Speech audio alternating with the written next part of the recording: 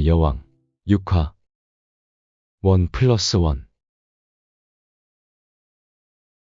나는 꽤 추진력이 있는 편에 속했다. 결정하는 데까지는 남들보다 좀 더 긴 시간을 필요로 하는 편이었지만 일단 결정을 하고 나면 남들보다 몇 배는 빠르게 결정한 것들을 추진해 나가곤 했던 것이다. 엘과의 결혼도 다르지 않았다. 결혼을 결심하는 데까지는 남들보다 더 많은 시간이 걸렸지만 막상 결혼을 결심하고 난 후에는 엄청난 속도로 그것을 진행시켜 나갔다. 마치 주어진 미션을 클리어하듯이. 일단 그 첫 번째 단계는 반지를 사는 것이었다. 영원한 사랑의 약속, 다이아몬드 반지. 나는 사실 이것이 다이아몬드 업계가 만든 세계적 마케팅 전략이라는 것을 모르지 않지만 그럼에도 불구하고 엄연히 수많은 여인들에게 먹히는 아이템이라는 것은 인정할 수밖에 없었다. 엘도 그 수많은 여인 중에 하나였으니까. 고로 나는 다이아몬드의 도움이 필요했다. 우와, 이쁘다. 이거 이쁘지? 정말 이쁘지 않아? 생각해보면 엘은 이전부터 몇 번씩이나 잡지책 속 다이아몬드 반지를 보며 나를 세뇌시키듯 이야기하곤 했던 것이다. 그랬다. 그녀는 자신이 원하는 것이 있으면 직접적으로 사달라고 갖고 싶다고 하기보다 자신이 이것을 무척 가지고 싶어 한다는 사실을 어필하여 그것을 손에 집어넣는 영악함을 지니고 있었다. 물론 나는 그녀의 그런 면을 알고 있으면서도 그녀가 행복해하는 모습을 보고 싶어서 그걸 그녀에게 선물하곤 했던 것이다. 이렇게 얘기하니 호구 같지만 아니라고 하고 싶지만 어쨌든 그렇지만 다이아몬드 반지는 조금 다른 차원의 문제였다. 대체 이 작고 반짝이는 게 뭐라고 이렇게나 비싸단 말인가? 하하. 반지를 사겠노라 상점 안으로 의기양양하게 들어섰던 나는 시간이 지날수록 다이아몬드의 크기만큼이나 작아져가는 나 자신의 모습을 발견할 수 있었다. 어쨌든 나는 다이아몬드 반지를 주문했다. 그 존재의 가치만을 얼핏 확인할 수 있는 깃털처럼 가벼운 1캐럿짜리 다이아몬드 반지가 지금 내가 그녀에게 해줄 수 있는 전부였지만 분명 엘도 기뻐해 주리라 생각하면서 이어 나는 이러한 나의 결심을 밝히기 위해 엘의 집으로 향했다. 그리고 며칠 전에는 미처 누를 수 없던 벨을 꾹 눌렀다. 얼마나 지났을까? 한참을 늦장 부리던 엘이 뾰로통한 얼굴을 하고 모습을 드러냈다. 엘은 아직 내게 화가 덜 풀린 상태였다. 엘, 옷 입고 나와. 왜? 나 좀 피곤해서 쉬고 싶은데. 집 보러 가야지. 같이 살려면 집을 구해야 할 거 아냐. 순간 엘의 얼굴이 꽃처럼 환하게 피어났다. 엘은 표정에 기분을 숨기지 못하는 여인이었다. 그녀는 방금 전 자신이 내뱉었던 말은 싹 잊어버린 듯 조금만 기다리라며 안으로 뛰어들어갔다. 엘은 말했다. 레오, 사실 난 이렇게 될 걸 알고 있었어. 너라면 내가 원하는 것을 꼭 해줄 것 같았거든. 언제나처럼. 그렇다. 나는 여태껏 그녀가 원하는 것이라면 뭐든지 다 들어주려 노력했다.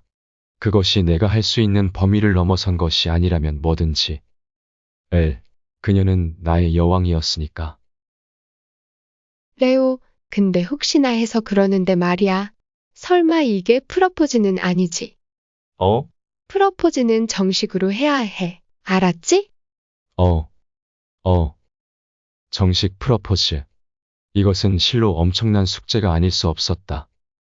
그때부터 그녀는 자신이 생각하는 정식 프러포즈에 대해 쉼없이 중얼거리기 시작했다. 막 드라마처럼 케이크에다 반지 넣고 그런 거는 하지 마. 그런 거 하다 이빨 나가면 어떡해 해. 그리고 차 안에 풍선 한가득 넣고 나랑 결혼해줘. 이런 것도 하지 마. 나 진짜 그런 거 질색이야. 그리고 또 하아, 어쩌란 말인가. 프러포즈를 하란 말인가. 하지 말란 말인가.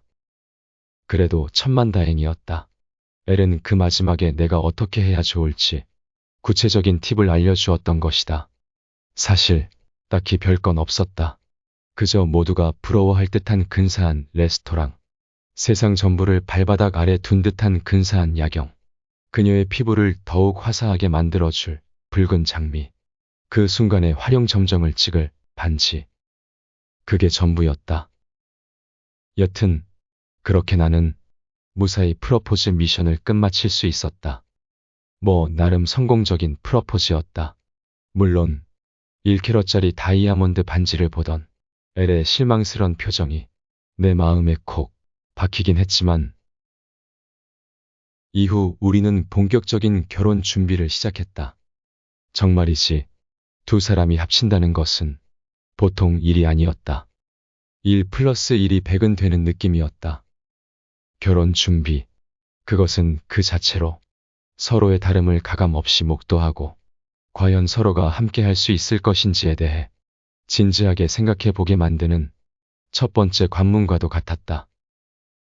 엘은 결혼 이후 새로 살 집에 대한 것보다는 결혼식 자체에 더 큰 관심을 가졌다. 엘 또한 여느 여인들과 마찬가지로 결혼식에 대한 환상을 가지고 있었기 때문이었다. 특히 결혼식의 새하얀 웨딩드레스에. 반면 나는 결혼식 그 자체보다는 그 이후에 함께 살아갈 삶을 준비하는 것이 더 현명하다고 생각하는 쪽이었다. 때문에 엘과 함께 살 집을 고르는데 보다 신경을 썼다. 특별히 공간이 주는 안식은 내게 꽤 중요한 의미이기도 했기 때문이었다.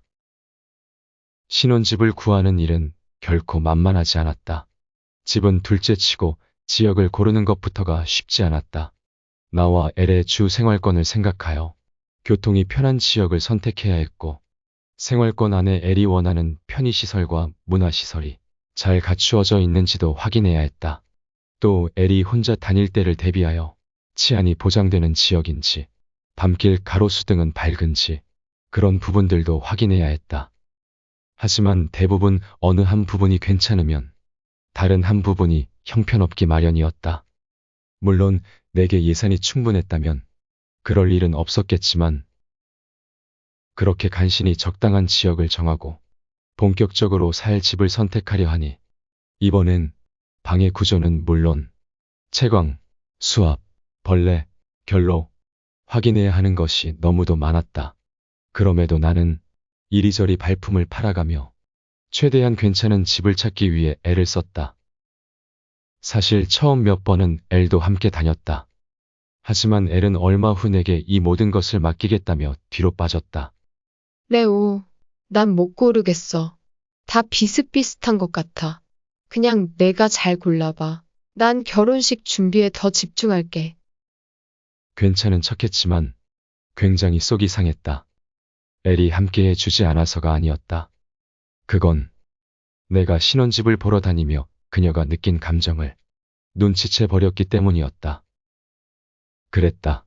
내가 엘에게 해줄 수 있는 것은 엘이 바라는 것에 한참 미치지 못했다.